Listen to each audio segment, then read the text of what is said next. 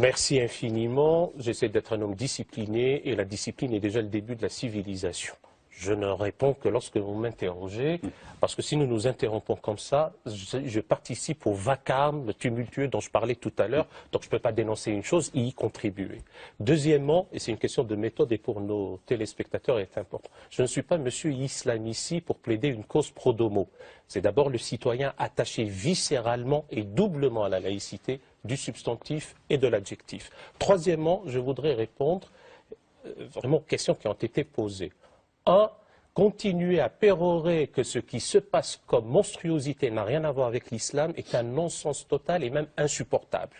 Insupportable pour les musulmans eux-mêmes et insupportable pour quiconque veut voir. Pour la simple raison, et ce n'est pas parce que les musulmans sont sommés de se désolidariser qu'ils le disent, c'est parce que c'est une réalité amère, mais elle existe. Il se trouve que dans le corpus religieux islamique, il y a ce qu'on appelle un humanisme d'expression arabe en contexte islamique, mais il y a aussi à côté des horreurs. Et c'est celles-là qu'on a pu mettre en avant et qui sont attentatoires à la dignité humaine et qui sont anti-humanistes. Il est temps maintenant, parce que nous n'avons pas le temps de faire un colloque ad hoc là-dessus, de déclarer véritablement que la criminalisation de l'apostasie est en soi criminelle et donc ceux qui contribuent à le proclamer tombent sous le coup de la loi, chez nous en France. Mais ailleurs, quand on va leur vendre des rafales, on ne dit rien et on ne leur vend même pas les rafales. On loue, j'allais dire, leur vision du monde qui est encore une fois anti-humaniste et qui ne va pas de pair avec les droits de l'homme. Les questions de minoration de la femme, quelque chose qui heurte notre conscience, qui que nous soyons, parce que c'est une atteinte à la dignité humaine dans sa composante féminine. Eh bien, là aussi, dans notre pays, il y a des lois et nous devons nous soumettre à la loi qui est une émanation rationnelle des hommes et qui s'applique aux hommes, parce qu'on ne peut pas se prévaloir d'une quelconque loi céleste pour l'imposer à autrui. On est heureux, c'est très bien, on n'est pas heureux, eh bien on l'applique, parce que force est encore une fois à la loi. Maintenant, l'appel, j'allais dire, au meurtre, etc. Un, il faudrait sortir. C'est toujours facile de dire il faudrait que, il y a qu'à. Il faudrait sortir de ce qu'on appelle la raison religieuse. Nous sommes au XXIe siècle et à un moment donné, on a critiqué la raison pure. Si on continue à raisonner en raison religieuse, en pensée magique, à croire qu'il y a une transcendance qui nous dicte telle ou telle chose et qu'elle nous commande de tuer, ça c'est quelque chose que nous n'accepterons pas, d'abord comme être humain instruit, j'ai envie de dire, et donc il y a lieu de mener un énorme travail pour désacraliser la violence. Il n'a pas peur, hein, lui, vous avez entendu, hein, Jean-Luc Mélenchon. Non, il y va. Mais il vaut mieux vivre peu et en phase avec ses convictions que de vivre longtemps en louvoyant et en étant lâche par l'inaction et en étant pusillanime. Maintenant, on va, 7 janvier, politiquement, on va essayer de le traiter religieusement avec Géraldine Mühlmann. Religieusement. En tout cas, bon, j'ai très bien entendu votre discours que j'ai trouvé extrêmement clair. L'islamisme concerne l'islam. Il faut que l'islam le pense et soit plus net dans sa condamnation. Je dirais même, si je vous ai bien compris, dans son exclusion des dérives islamistes qui ne sont pas acceptables du point de vue même de l'islam. C'est ce que j'ai compris de votre propos.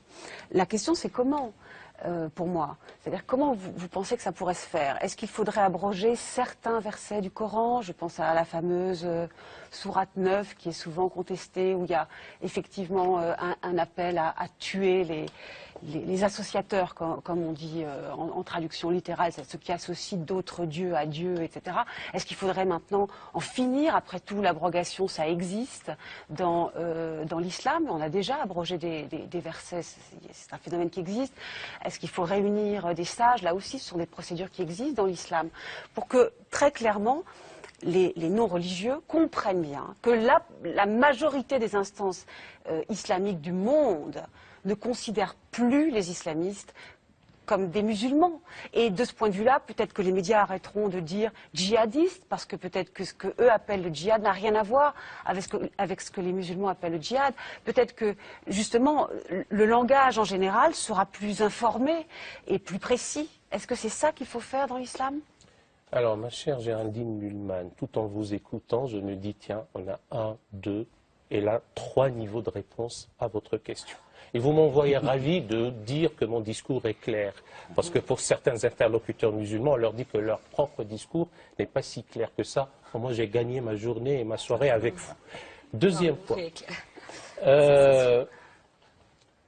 Le premier, vous posez des questions de type théologique. Or, la théologie n'est rien d'autre que l'intelligibilité de la foi mise à l'épreuve du temps. Et le statut même de la révélation est à interroger au XXIe siècle. On ne peut pas, là aussi, l'appliquer telle qu'elle. Il est d'évidence qu'on ne peut pas telle ou telle disposition, tel ou tel passage, pris d'ailleurs hors contexte, alors qu'il est en tension linguistique avec ce qui précède et ce qui suit, et l'appliquer. Ça c'est clair, il incombe aux théologiens, aux philosophes, aux hiérarques de le faire. S'ils ne le font pas, ils sont comptables, coupables d'anti-humanisme, je ne cesse de le répéter. Donc ce travail, qui n'est pas qu'un simple aggiornamento, ce n'est pas que du rafistolage, ce n'est pas que du toilettage, qui s'apparentent tous à une cautérisation d'une jambe en bois, c'est de la refondation de la pensée théologique islamique de nos jours qu'il y a lieu de le faire. Comment? Bien, alors, moi je veux bien donner le modus operandi, avec des pensées subversives. Il faut subvertir ce patrimoine-là. Pour l'instant, elle subit des fatwas. Mais le plus grand voyage commence par un pas. Si vous me dites pour l'instant que, alors que je vous dis qu'il y a toute une vision programmatique pour sortir de l'ornière, il faut bien commencer. Nous le faisons sous un ciel un peu plus clément ici chez nous, alors que l'on ne peut pas le faire à Riyad, ou à Téhéran, ou à Khartoum, mais il vaut mieux le faire ici. Et dans le cadre de la mondialisation, eh bien, ceux qui ont des canaux satellitaires pour lancer des fatwas, nous devons avoir les mêmes canaux satellitaires pour tenir un discours intelligent. Et je suis en train de vous dire, d'abord une pensée subversive, au sens premier du terme, pour subvertir tout un patrimoine calcifié, sortir des clôtures dogmatiques, s'affranchir des enfermements doctrinaux, dégeler les glaciations idéologiques qui ont pu se faire comme ça à travers l'histoire. Et les chantiers sont titanesques. Ouais. Vous ne pouvez pas savoir à quel point nous souffrons ici d'une indigence intellectuelle sur des questions fondamentales et sur des sujets cruciaux.